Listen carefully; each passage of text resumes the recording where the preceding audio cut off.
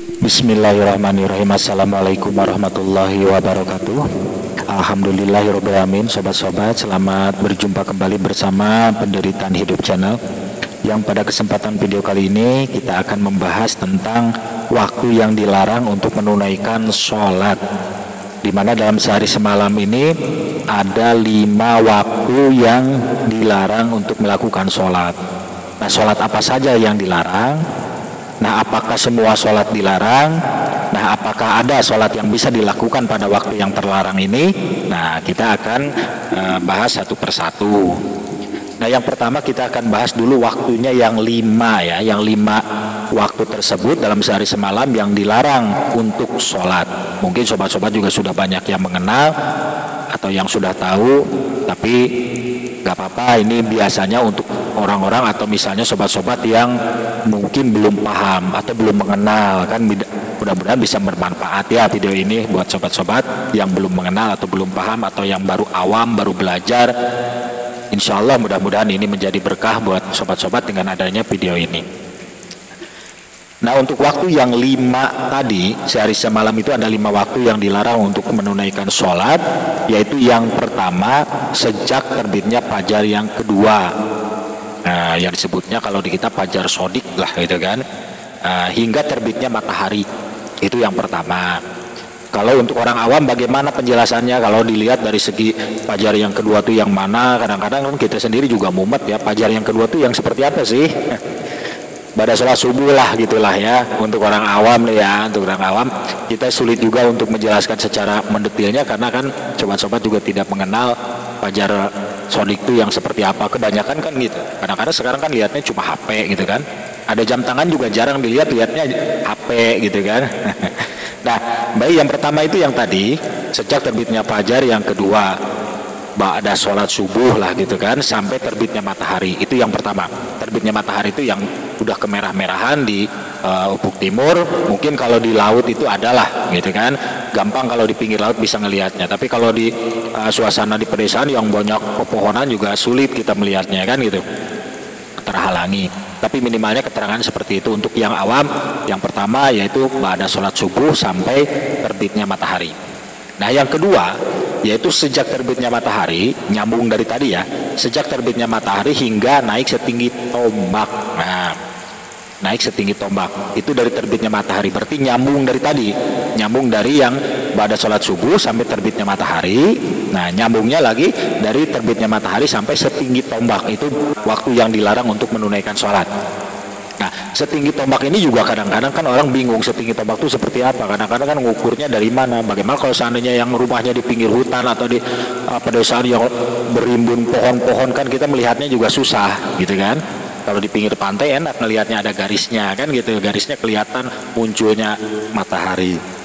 Baiklah, simpelnya begini saja supaya untuk orang awam. Nih yang kedua, dari terbitnya matahari sampai setinggi ombak itu kurang lebih sekitar 12 atau 15 menit dari terbitnya matahari gitu kan. Nah, tadi yang pertama pada sholat subuh sampai terbitnya matahari.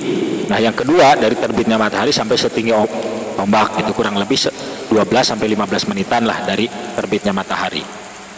Nah, selanjutnya yang ketiga yaitu ketika matahari tepat, nah, tepat ya berada di atas posisi kita. Itu tidak, kalau kita naruh benda, ulama sering menjelaskan itu ya, tidak ada bayang-bayang ke kiri ke kanan, tapi lurus tegak, berarti kan istilah kalau tidak ada bayang-bayang berarti kan tegak gitu kan. Nah, berarti kesimpulannya pas di tengah-tengah.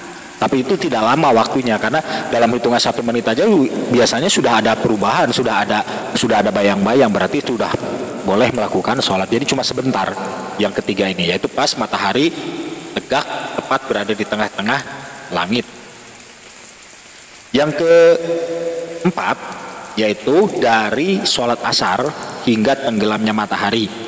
Dari sholat asar hingga tenggelamnya matahari, pada sholat asar lah gitu kan. Untuk orang awam bilangnya pada sholat asar sampai terbenamnya matahari. Nah, itu kan terbenamnya matahari itu kan kelihatan sampai dari merah ke kuning-kuningan sampai nantinya mau mau tenggelam. Nah, itu tidak boleh. untuk menunaikan sholat. Nah kemudian yang kelima, ketika matahari hampir tenggelam. Nah dalam hampir tenggelam itu melanjutkan yang tadi, berarti hampir tenggelam hingga tenggelam total gitu.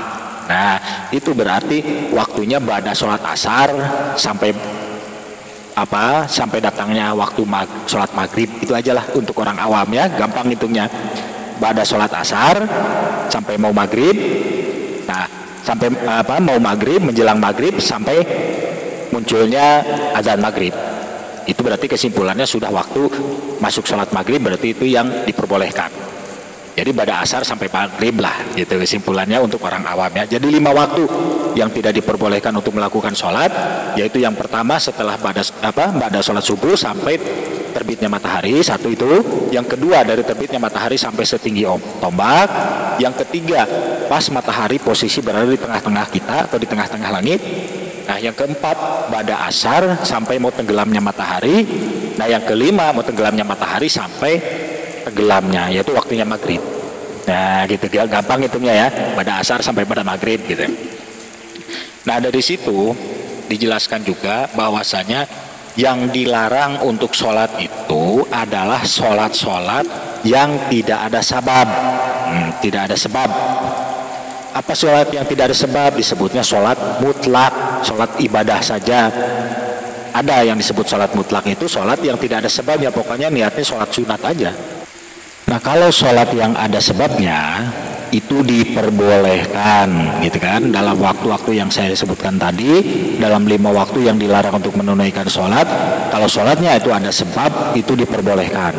Misalnya mengqadha boleh, atau misalnya tahiyatul masjid, karena kita ada sebab masuk ke masjid, sholat tahiyatul masjid boleh. Nah yang tidak diperbolehkan itu sholat yang tidak ada sebabnya, yaitu sholat mutlak. Nah dari sampai sini paham ya.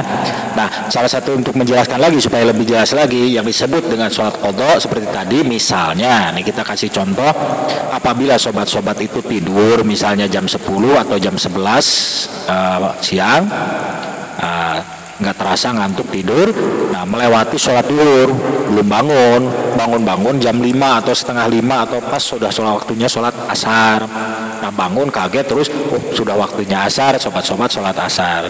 Begitu beres sholat asar, sobat keingetan, zuhur belum. Nah bagaimana melaksanakan qadha sholat duhur? Ya sebenarnya kita sholat asar tadi, pas begitu ingat sholat duhur itu belum, lakukan pada waktu itu. Karena keterangannya apabila kita kelupaan atau ketiduran, apabila kita atau pingsan atau posisi yang tidak disengaja, kita sampai tidak melakukan sholat duhur atau sholat apa saja ya, ini salah satunya sholat duhur misalnya. Nah itu pas waktu bangun atau pas ingat langsung lakukan sholat duhur tersebut, itu mengqadha sholat yang ketinggalan. Walaupun itu dilakukannya ba'da sholat asar, karena ingatnya setelah sholat asar nggak apa-apa. Karena memang keterangannya pas ingat langsung lakukan gitu. Nah itu berarti boleh. Cuma ya itu kalau di masjid, kalau sholat di masjid itu kan nanti takutnya ya menjadi itu mungkin tanda tanya bagi orang-orang yang melihat, kok pada asar sholat apa gitu kan. Nanti dikiranya aliran sesat gitu kan. Kadang-kadang kalau orang yang belum paham atau misalnya belum mengenal ilmunya, nanti orang sholat pada asar dikiranya alirannya aliran sesat, aliran yang menyimpang. Sholat apa itu? Gak ada dari nabinya, gak ada dari rasulnya. Wah, udah repot kalau sudah gitu, nanti belum apa-apa sudah dijaz, sudah diponis gak bener. Nah gak ditanya dulu kan gitu. Nah itu yang bahaya. Lebih bagus ya coba di rumah gitu kan, supaya lebih tidak kelihatan, tidak menimbulkan polemik, tidak menimbulkan gejolak. Seandainya mau di masjid bagaimana ya nggak apa-apa, paling cuma nanti orang-orang paling cuma bertanya-tanya sholat apa gitu. Tapi kalau yang sudah tahu ilmunya mungkin nggak bakal begitu. Nah atau misalnya sholat tahiyatul masjid, sobat-sobat wudhu misalnya setengah 5 mau itikaf di masjid sambil nunggu azan maghrib misalnya. Nah sobat-sobat masuk masjid, tahiyatul masjid boleh. Soalnya itu ada sabab, gitu kan? Ada sebab untuk sholat. Yang tidak diperbolehkan itu yang tidak ada sebabnya untuk sholat. Ya, jadi keterangannya yaitu tidak boleh dilakukan sholat sunnah yang tidak mempunyai sebab. Itu keterangannya gitu. Jadi yang tidak diperbolehkan itu adalah sholat sunnah ya, sholat sunnah yang tidak mempunyai sebab. Salah satunya yaitu sholat mutlak. Ya, itu ya, paham ya. Mudah-mudahan penjelasan ini bisa memotivasi, terutama bagi yang pemula, yang baru belajar atau yang awam sama sekali. Minimalnya bisa mengenal. Nah, untuk dipelajari sampai ke depannya nanti bisa menjadi pegangan bahwa 5 waktu tersebut tidak diperbolehkan untuk menunaikan sholat.